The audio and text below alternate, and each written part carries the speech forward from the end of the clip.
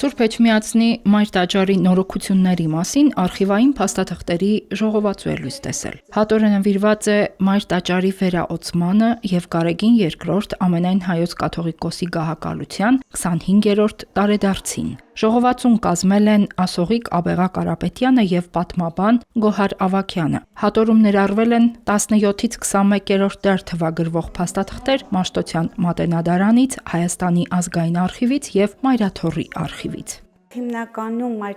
Մայրաթոռի արխիվատնից վերցված փաստաթղթերը վերաբերում են 21-րդ դարի իրողություններին, իսկ մնացածը վերցված է ազգային արխիվից և Մաշտոցյան մատենադարանից։ Ընդհանուր առմամբ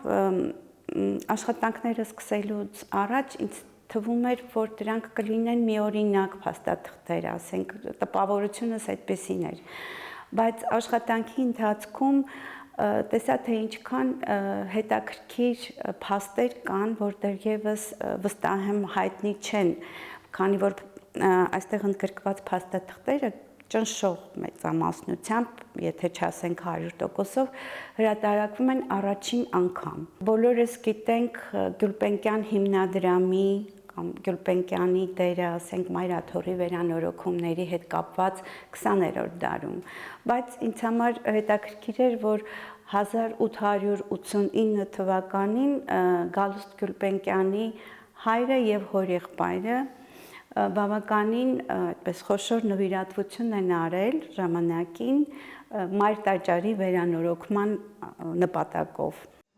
17-ից 21-րդ դարերի ընթացքում Սուրբ Էջմիածնի Մայր տաճարի բազմաթիվ նորոգությունների մասին հարուստ նյութ կա՝ նամակներ, պաշտոնական գրություններ, ճարտարապետական հաշվետվություններ, տեխնիկական բնութագրեր, ինչպես նաև հայ եկեղեցու գահակալների, թեմակալ առաջնորդների և բարերարների նամակագրությունը շուրջ 500 միավոր նյութ է ընտրվել։ Վավերագրերի հատորը սկսվում է Մովսես 3-րդ Տաթևացի հայրապետի վկայությամբ։ Տաճարի բոլոր նորոգումները իրականացվել են հանգանակությունների շնորհիվ։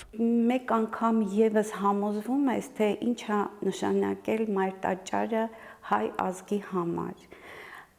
Այդ հանգանակությունները եղել են իհարկե ոչ պարտադիր, դրանք բոլորը կամովի նվիրատվություններ էին։ Հատկապես հետաքրքիր է, երբ որ ասենք գործակալը որևէ գյուղի ցուցակ ամեն մեկը ինչ է տվել, հաջորդ գյուղի համար, ասենք գրված է, գյուղը շատ ծանր վիճակում է, ասենք կարկուտը ամբողջ բերքը վերացրել է, մարդիկ ուտելիք չունեն, գումար չեն կարող տալ, բայց 10 տղամարդ պատրաստ է ձրի աշխատել, վերանորոգման աշխատանքները անել, կամ մեկ ուրիշ գյուղում նորից ինչ որ պատճառներով գումար չունի, ժողովուրդը չի կարող տալ, բայց իրենց եզները, սայլերը պատրաստ են տրամադրել, ասենք,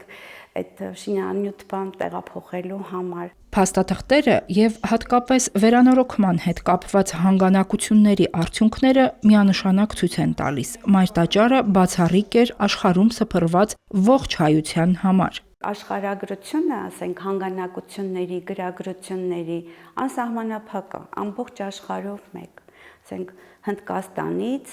Եվրոպա, Ռուսաստանի տարբեր հայ գաղթավայրերից, Պարսկաստանից, Արևմտյան Հայաստանից, մի խոսքով ես չեմ կարծում, որ եղել է որևէ մի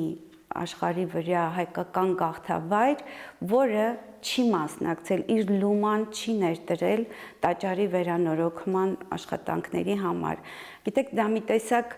այսինքն երբ որ կաթողիկոսը կոնդակով ահազանգում է, որ տանիքը բադ վիճակում է և դրանից անձրևներից անձրևի ջրերը կաթում են և վնասում են, որ նա նկարները բան, ես տպավորությունը այնպեսին է, որ դա մի տեսակ այսպես թափեցնող մի բան է եղել ամբողջ հայության համար։ Օրինակ 1908 թվականին ստեղծվեց հատուկ հանձնաժողով, որը պետք է զբաղվեր տաճարի վերանորոգման աշխատանքներով, այսինքն այդ հանձնաժողովի մեջ կային և հոգևորականներ, և ճարտարապետներ, և նկարիչներ։ Հանձնաժողովը շատ իր այդ նիստերը հիմնականում Թիֆլիսում էր տեղի ունենում եւ այդ հանձնաժողովի մեջ էր նաեւ Կոմիտաս վարդապետը եւ շատ հետաքրքիր է ամեն այդ հաշվետվությունները, ասենք վերանորոգումներից հետո ամեն մի կոպեկի համար հաշվետվություն է ներկայացվել։ Տաճարի նորոգման հետ կապված հարցերը բնականաբար միայն միջոցների հայթայթման հետ չէին կապված։ Վավերագրերը շատ բան են բացահայտում տարբեր ոլորտների մասնագետների եւ ուսումնասիրողների համար։ Միշտ մեծ խնդիր ա եղել խոնավության հարցը տաճարի համար։ Այսինքն դարեր շարունակ դա եղել է խնդիր, ճարտարապետներ են հավաքվել, նույնիսկ կոնսուլումներ են արել, որոշումներ են կայացրել, թե ինչ կարելի է անել, որպեսզի այդ խոնավության հարցը որոշվի, բայց ինչպես հասկանում ենք, հարցը միջև հասել է մեր օրեր այդ խնդիրը։ Գրքի հրատարակությանը աջակցել են Ջորջ եւ Նոեմի Դավիթյանները, որոնց մեկենասությամբ հատորը կազմվել եւ հրատարակության է պատրաստվել։ Տպագրությանն աջակցել է Էվոկաբանկը։ Ես հավատում եմ, որ այս գիրքը ստեղծվել, կազմվել, հրատարակվել եւ այժմ ներկայացվել է աստվածային ներգործությամբ, հատկապես մեր Սուրբ Եկեղեցու եւ պետության միջև առճակատման այս ժամանակներում, փոխանցել է Տիկին Դավիթյանը։ Մայրտաճարի վերանորոգությունների մասին արխիվային նյութերի ժողովածուն արդեն հասանելի է Մայրաթորի տարածքում եւ Երևանում, Ամիրյան փողոցում գտնվող գրատներում։ Հերմինե Հակոբյան, Գևորգ Ավագյան, Եկեղեցական կյանք։